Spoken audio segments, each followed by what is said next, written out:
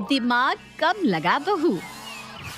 अरे क्या बात कर रही है, मुझे तो सुनकर ही डर लग रहा है यार। हमने तो हमेशा यही सुना था कि एक्सरसाइज करने से इंसान स्वस्थ रहता है, बीमारियों का खतरा कम होता है। और तू कह रही है कि एक्सरसाइज करते हुए शर्मा जी की मौत हो गई। अरे यार क्या बताऊं, मैंने तो खुद जब से ये सुना है ना मेरा दिमाग ही काम नहीं कर रहा। सिर्फ शर्मा जी की बात नहीं है, मैंने पिछले 6 महीने में कम से कम 10-15 ऐसे केस सुन लिए जहां लोग जिम करते हुए हार्ट अटैक से चल बसे। अब तू ही बता, आखिर कोई करे तो क्या करे। रोज एक नया वायरस आकर दस्तक दे देता है और फिर हम उससे बचने के लिए तरह तरह के जतन करने लग जाते हैं। कभी बीमारी का खतरा, कभी भूकंप का। और इन बीमारियों से बचने के लिए डॉक्टर कहते हैं वजन कम करो। और तुझे पता है वजन कम करने के चक्कर में ही कितने लोग ऊपर पहुंच जाते हैं।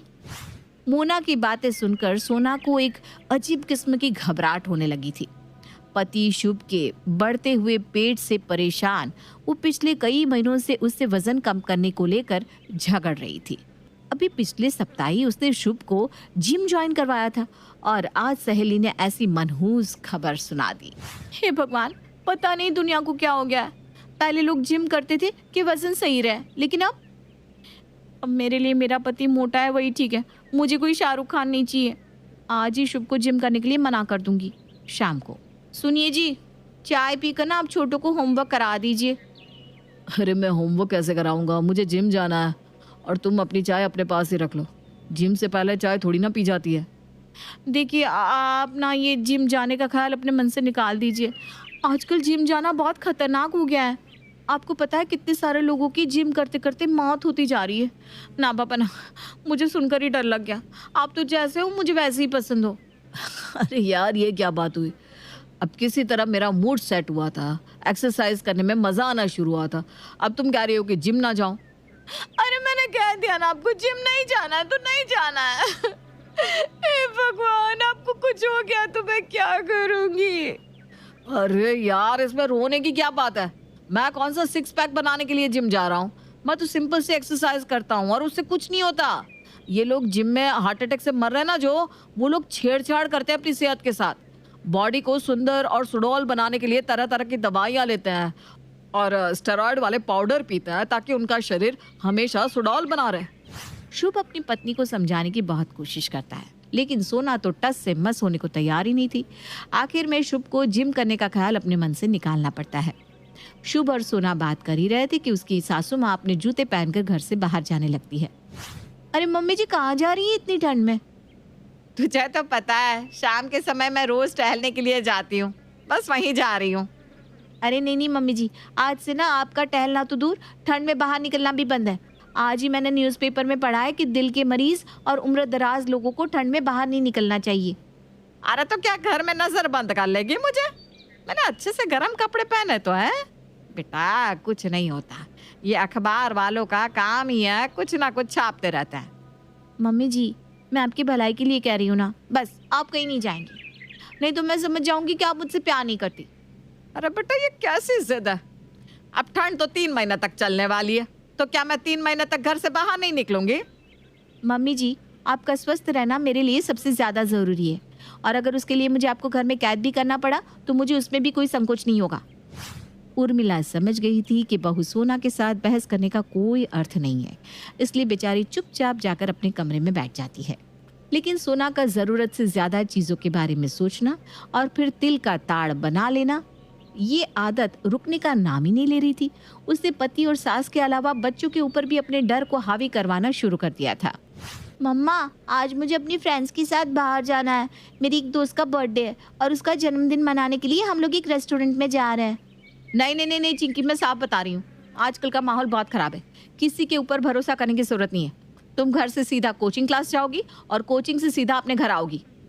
लेकिन मम्मा वहाँ पर सब मेरे फ्रेंड्स ही होंगे, कोई बाहर का इंसान तो आने वाला नहीं है, और हम लोग अकेले नहीं है, रक्षा के पापा मम्मी भी हमारे साथ ही जा रहे हैं। आप ना बिना बात चिंता कर रहे हैं। देखो चिंकी, रक्षा के मम्मी पापा अपनी बेटी की जिम्मेदारी लेंगे या तुम्हारी? और तुम्हारा भला बुरा सोचने की जिम्मेदारी मेरी है, तुम वही करोगी जो मैं कहूँगी। सोना ने अपनी बेटी चिंकी को उस दिन जन्मदिन में जाने से मना क्या किया। चिंकी अब माँ से उखड़ी उखड़ी से रहने लगी थी। क्या बात है चिंकी बेटा, देख रहा हूँ तुम मम्मी से अच्छी तरह बात भी नहीं करती। पापा मम्मी ना हमसे प्यार ही नहीं करती। आपको पता है मेरी बेस्ट फ्रेंड रक्षा का बर्थडे था, सारे दोस्त उसके बर्थडे में गए थे और मम्मा ने मुझे नहीं जाने दिया। मैं अकेले नहीं जा रही थी पापा, रक्षा के पेरेंट्स भी हमारे साथ बर्थडे पार्टी में आने वाले थे। और पापा क्या आप लोग मुझ पर भरोसा नहीं करते? अरे ऐसा नहीं सोचते बेटा, तुम ऐसी बातें अपने मन में कभी मत लाना। मम्मा आपसे बहुत प्यार करती है, आपकी चिंता करती है, इसीलिए डरती है और बस थोड़ी सी ओवर प्रोटेक्टिव हो गई है, इसीलिए ऐसे बिहेव कर रही है। मुझे नहीं चाहिए ऐसी ओवर प्रोटेक्टिव मम्मा। ऐसे प्यार का क्या फायदा जो हमें चैन से जीने भी ना दे। चिंकी बेटा, ये क्या तरीका हुआ अपनी मम्मी से बात करने का? अभी क्या अभी अपने कमरे में जाओ।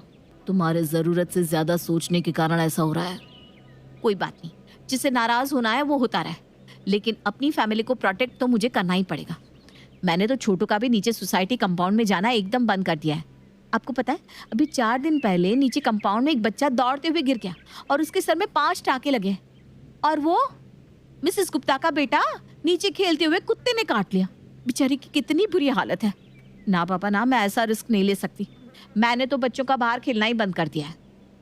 सोना, अपने बच्चों के बारे में सोचना अच्छी बात है, लेकिन इस तरह उन्हें घर में कितने दिन बंद करके रख सकोगी? अरे आपका क्या है, आप तो सुबह सुबह अपना बैग उठाकर ऑफिस चले जाते हो। या पूरा दिन परिवार की चिंता में अपना खून जलाने के लिए मैं ही बैठी हूँ ना। मुझसे पूछिए, आप लोगों की चिंता में मुझे रातों को नींद भी नहीं आती। और छोटू का मैंने ट्यूशन भी बंद कर दिया है। वो भी बहुत छोटा है, अपने आप को नहीं संभाल सकता, इसलिए अब से ट्यूशन टीचर उसे घर आकर ही पढ़ाया करेंगे। हर गुजरते दिन के साथ सोना का ये ओवर थिंकिंग वाला ऑब्सेशन बढ़ता ही जा रहा था।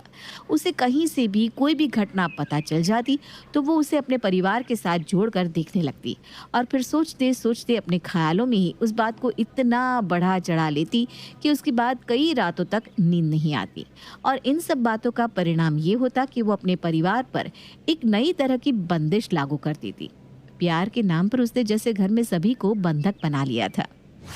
पापा आज बाहर का खाना मंगाते हैं ना, कितने दिनों से हमने कोई भी अच्छा खाना नहीं खाया।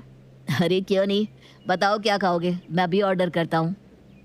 बाजार से कुछ नहीं आएगा, जिसको जो खाना है बता दो, मैं घर में बना दूंगी। अब ये क्या नया ड्रामा है मम्मा? आपने कहा हमें घर से बाहर नहीं जाना, हम लोग घर से बाहर नहीं जा रहे। अब क्या घर में बैठकर कुछ अच्छा खा भी नहीं सकते? अरे तुम अभी बच्ची हो, तुम्हें समझ में कहाँ आता है? तुम्हें पता है बाजार के खाने में क्या क्या मिला होता है? पता नहीं कैसे तेल में बनाते हैं। अभी कुछ दिन पहले एक सर्वे हुआ है जिसमें ये पाया गया कि 70% से ज्यादा होटल का खाना खाने लायक ही नहीं है। उसमें सड़ा हुआ फफूंद लगा सामान मिलाया जाता है, जिसकी वजह से कैंसर जैसी बीमारी फैल रही है। और मैं अपने परिवार की सेहत के साथ कोई खिलवाड़ नहीं कर सकती। तुम लोगों को जो भी खाना है मुझे बताओ, मैं घर में बना दूंगी ना। माँ आपको पता है मुझे बाहर का खाना कितना पसंद है, फिर आप ऐसा क्यों कर रहे हैं? और आज से पहले भी तो हमने कितनी बार बाहर का खाना खाया है, तब तो हमें कुछ नहीं हुआ, फिर आज कैसे हो जाएगा?